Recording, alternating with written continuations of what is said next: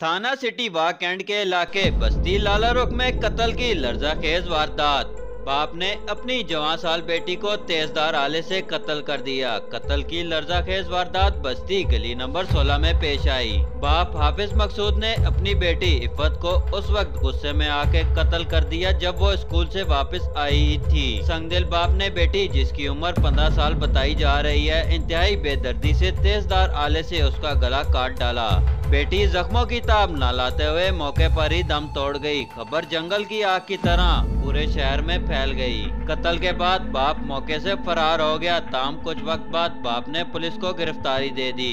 इतला पर एसपी पटवार वकास खान भी मौके पर पहुंच गए हैं। पुलिस ने लाश तहवील में लेकर पोस्टमार्टम के लिए टीएचक्यू अस्पताल टेक्सला मुंतकिल कर दी है। ताम कत्ल की असल वजूहत ताल सामने न आ सकी। कुछ लोगों का कहना है कि कत्ल घरेलू नाचाकी की बिना पर हुआ। कुछ लोग कह रहे हैं कि गुर्बत से तंग थे। बेटी ने स्कूल वापसी पर बाप से फीस मांगी थी, जिस पर उसे गुस्सा आया। ताम पुलिस तमाम पहलुओं पर तफ्तीश कर रही है। फोरेंसिक टीम जाए वकुआ पर मौजूद है और मौके से शवाहिद इकट्ठे किए जा रहे हैं। सैयद उमर अली, नवाई टेक्सला, इस्लामाबाद।